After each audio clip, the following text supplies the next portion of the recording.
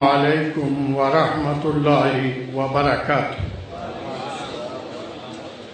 الحمد للہ رب العالمین والعاقبۃ للمتقین والصلاة والسلام علی سید الانبیاء والمرسلین وعلی آلہ واصحابہ اجمعین۔ اما بعد فاعوذ باللہ من الشیطان الرجیم۔ بسم اللہ الرحمن الرحیم۔ واعتصموا بحبل اللہ جمیعا ولا تفرقوا۔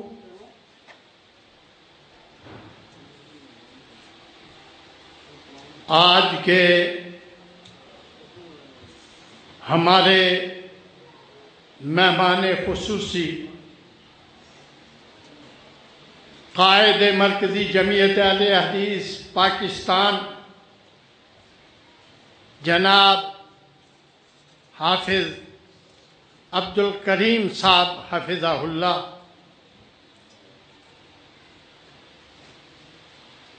مرکزی جمعیت اہل حدیث آزاد کشمیر کے قائم مقام امیر جناب سید عتیق الرحمن شاہ صاحب، میرے دیرینہ بزرگ اور ساتھی جناب قاضی طیب صاحب حفظہ اللہ، دیگر اکابرین جماعت، علماء کرام، معزز سامعین حضرات، میں نے جب سے شعوری زندگی کا سفر شروع کیا اس وقت سے میرے تعلقات حضرت مولانا محمد یونس اثری رحمہ اللہ سے رہے، اور بحمد اللہ یہ تعلقات زندگی کے آخری سفر تک ان سے قائم رہے۔ میں نے ان کی قیادت میں اپنے دیگر رفقاء کے ساتھ، جن میں حضرت مولانا محمد ابراہیم میر پوری حفظہ اللہ، محترم جناب سردار ہدایت خان رحمہ اللہ، اور کچھ دیگر ساتھی تھے، ہم نے پوری آزاد کشمیر کا سفر کیا اور جماعتوں سے ملاقات کی۔ اس وقت سے لے کر بحمد اللہ میں مرکزی جمعیت اہل حدیث آزاد جموں و کشمیر سے وابستہ ہوں، اور میری دعا ہے کہ اللہ تبارک و تعالی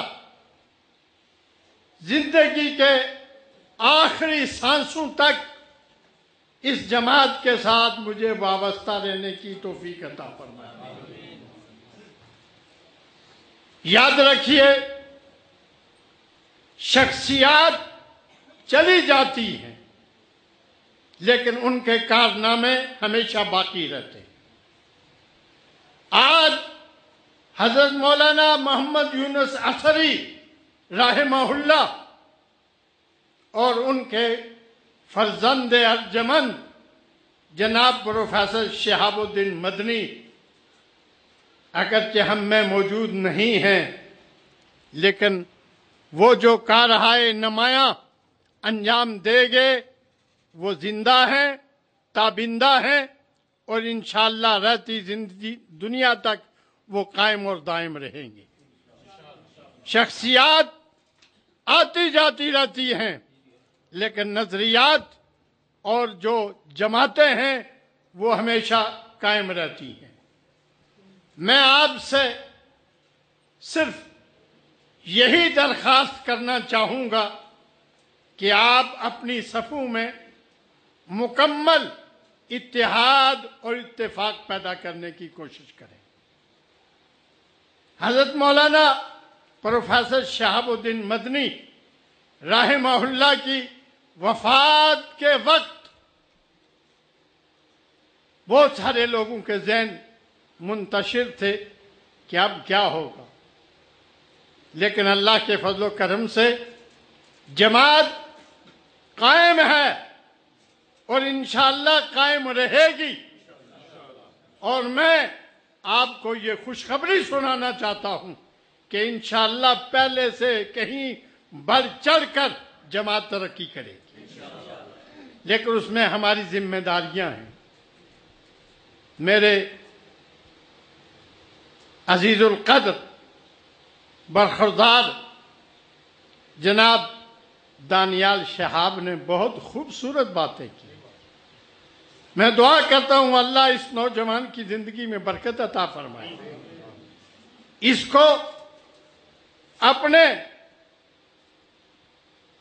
نعم البدل جو اسلاف تھے ان کا نعم الخلف بنائے، اور یہ اپنے خاندان، اپنے بزرگوں اور اپنے بڑوں کے ساتھ اس مشن کو آگے لے کر چلتے رہیں۔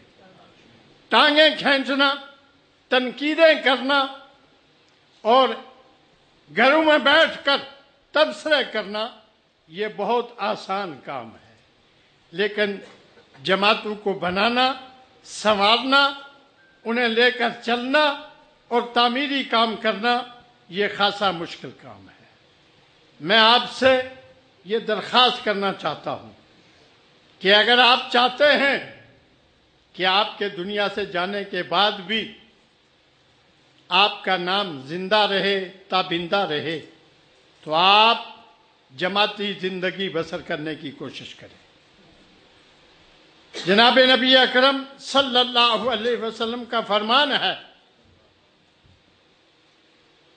کہ ان الشیطان ذیب الانسان کذیب الغنم، شیطان انسان کے لیے اسی طرح کا بھیڑیا ہے جیسے بھیڑوں اور بکریوں کے لیے بھیڑیا ہوتا ہے۔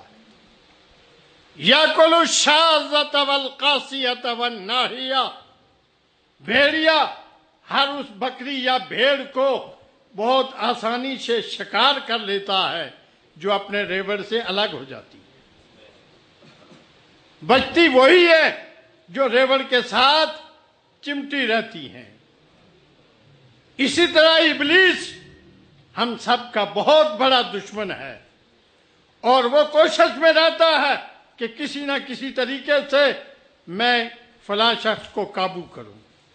شیطان کی شر سے بچنے کا ایک ہی طریقہ ہے کہ علیکم بالجماع وایاکم والشعاب، جماعت کو لازم پکڑو اور الگ الگ جانے سے بچنے کی کوشش کرو۔ دنیا کے اندر انبیاء کے علاوہ کوئی شخصیت ایسی نہیں ہے جس میں تمام تر خوبیاں موجود ہوں، خامیاں بھی ہوتی ہیں، لیکن جب آپ کسی پر تنقید کرنے لگیں تو یہ دیکھ لیا کریں کہ جس پر میں تنقید کرنے لگا ہوں اس کے اندر خوبیاں زیادہ ہیں یا خامیاں زیادہ ہیں، اور اس کے مقابلے میں میرا کیا کردار ہے۔ تو پھر یقیناً جو ہے دوسروں پر تنقید کرنے سے انسان باز آ جاتا ہے۔ تو جماعت کو فعال بنانے کے لیے اپنی صفوں میں اتحاد پیدا کریں، جماعتی کاز کے لیے آگے بڑھنے کی کوشش کریں۔ انشاءاللہ پاکستان کی پوری قیادت کی سرپرستی آپ کو حاصل ہے۔ شہاب الدین صاحب کی وفات کے وقت قائد مرکزی جمعیت اہل حدیث جناب علامہ پروفیسر ساجد میر صاحب حافظہ اللہ بنفس نفیس یہاں تشریف لائے، اور انہوں نے اس ادارے کے بارے میں بھی بہت کھل کر جو ہے اپنی طرف سے پالیسی بیان دی، اور جماعت کو آگے بڑھانے کے لیے انہوں نے کچھ فعال افراد پر ان کی قیادت پر ان کی نامزدگیاں کی جو 1 سال کے لیے ہیں، اور وہ میں سمجھتا ہوں کہ اس نئی قیادت نے بہت بڑا کام بہت تھوڑے وقت میں کیا ہے۔ اللہ تبارک و تعالیٰ ان کی مدد فرمائے۔ اس قیادت کے امیر جناب مولانا محمد صدیقی بالاکوٹ والے ان دنوں علیل ہیں۔ آج ہم ان کی یہاں بہت شدت سے کمی محسوس کر رہے ہیں۔ ہماری دعا ہے اور آپ سب بھی مل کر دعا کریں کہ اللہ تبارک و تعالیٰ ان کو اور باقی تمام بیماروں کو شفائے کاملہ عاجلہ عطا فرمائے تاکہ وہ بہت جلد صحت یاب ہو کر اپنی جماعتی ذمہ داریاں سنبھال سکے۔ میں اس موقع پر تحریک المجاہدین کا اگر ذکر نہ کروں تو میں سمجھتا ہوں کہ یہ بھی بہت بڑی ناانصافی ہوگی۔ تحریک المجاہدین اور ان کے قائدین یقیناً ہمارے بہت زیادہ شکریہ کے مستحق ہیں۔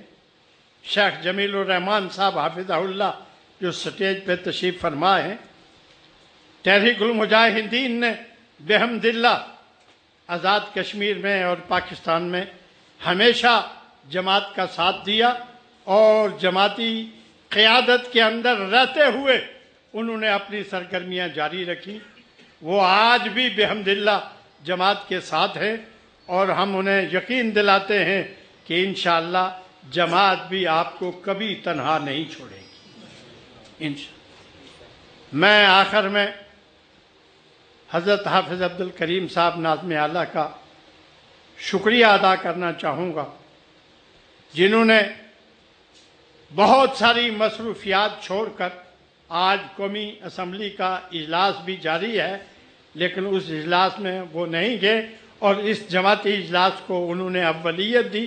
میں ان کا انتہائی شکر گزار ہوں اور دعا گو ہوں اللہ تبارک و تعالیٰ ان کی عمر میں، ان کی صلاحیتوں میں، ان کی خدمات میں برکت عطا فرمائے۔